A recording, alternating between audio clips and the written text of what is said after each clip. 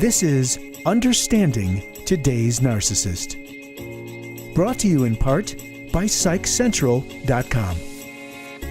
And now here's your host, Christine Hammond. Hi, welcome back. We are talking about the different types of abuse tactics that narcissists use. Our first episode, we talked about mental abuse. Now we're going to do with a more common abuse that you see, which is physical abuse. So part 2 today is physical abuse. So there are times when we kind of know what physical abuse is. The problem is that there's other types of physical abuse other than hitting that most people don't even think about as being abusive. So that's what I want to really talk about today with you, are what some of those other types of physical abuse actually look like, so that you can get a better feel for it yourself. We will talk about the hitting, but that will be saved for much later. So let's go ahead and begin by discussing the 5 main types of physical abuse that narcissists like to use. The very first one is intimidation.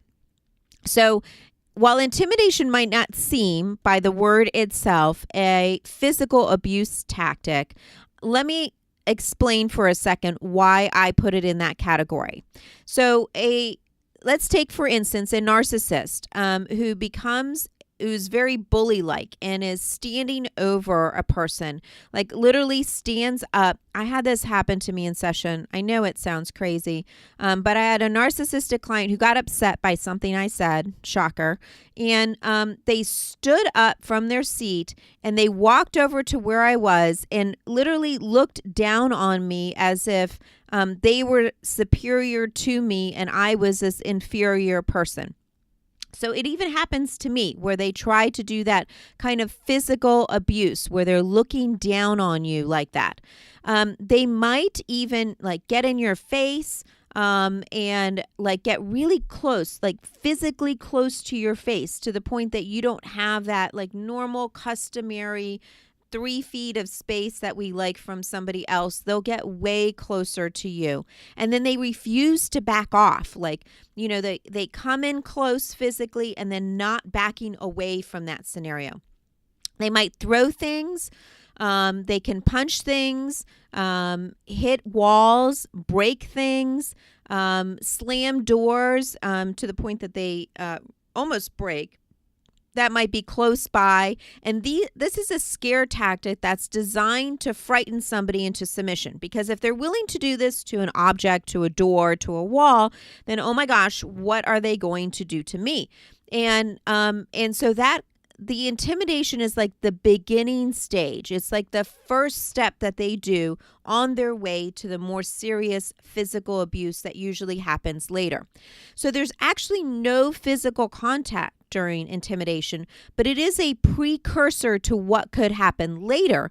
And the narcissist knows that and likes to use that as a threat to kind of scare a person into submission. So that's the very first one. That is intimidation. The next one is isolation. So this is kind of the opposite of what we were just talking about. So the narcissist systematically limits a spouse's ability to escape, especially in dangerous situations. So I'll give you this example. They're driving recklessly on a freeway. I'm sure y'all have freeways. And we have a very dangerous freeway here in Orlando called I-4. And if you drive really recklessly on that, you are going to get in an accident, especially because there's so much construction on it right now. And where you live, you probably have the very same thing as well. So if they're driving recklessly, and you can't get out of the car because there's no place to go, you are stuck and you're forced to stay in that situation. Another example could be an exposure to severe weather or dangerous environmental conditions. So I know narcissists, for instance, sometimes what they'll do to isolate a person is that they'll put them in a cabin that has no heating in the middle of wintertime, and then you're cold the entire time, and they're enjoying it or they're having fun, but no matter what you say to try to escape or get away, they won't let you do it. Or they might take you to a place and then all of a sudden pick a fight with you and then literally leave you where you are and strand you in a foreign town or in a destination that is unknown to you in the past. When you're injured, they might prevent you from getting medical treatment or seeking any kind of help and might minimize you by like name calling and saying, "Oh, you're such a baby. I can't believe you can't handle this." They might destroy personal items and call them insignificant, like literally burning things that belong to you and saying, "Oh, you shouldn't have had it anyway." All of this is done as a way to force another person to solely depend on the narcissist and trust only their judgment. So by isolating you and by making you feel all alone, like you have no place to turn and nowhere to go, you're stuck with just the narcissist. And again, I know it doesn't sound like physical abuse, but this is physical abuse because it borders right on, we're moving up to the threat of actual physical violence. The next step that comes after that is what we call restraint.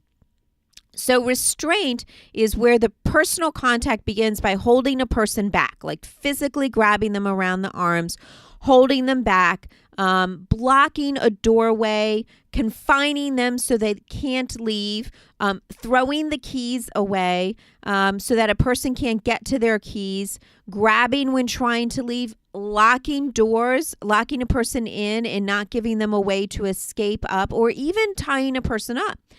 All of these create a feeling of entrapment or imprisonment without any way of being able to escape or get out of the scenario. And because they've already demonstrated through isolation and intimidation an ability to cut a person off, the physical restraint becomes almost a promise of future aggression. So when this begins to happen, this is like the point as soon as you get to the restraint point. This is a point to exit the relationship immediately because the next two steps are terrible and will cause you bodily damage. So if you are experiencing those three steps as it is all by itself, then that's the point where you need to end the relationship with the narcissist because it will get worse. They do escalate. Narcissists do escalate on the physical abuse, especially when they realize their intimidation isn't working, their isolation isn't working, their restraint isn't working. Then the only choice they have to do is to get more aggressive, more bully-like, and become more than what they were before. So that's why I say this is the cutoff point. No, if you are already here, do not proceed with the relationship. If you do, this is what's going to happen. The next step is aggression. Now, it's important to remember that any physical force which results in pain, discomfort, or injury is completely unacceptable in a relationship. I want to make sure that I'm highlighting that for you. It is abusive for you to have pain, discomfort, or injury in any way, shape, or form at the hands of somebody who is supposed to love and cherish you.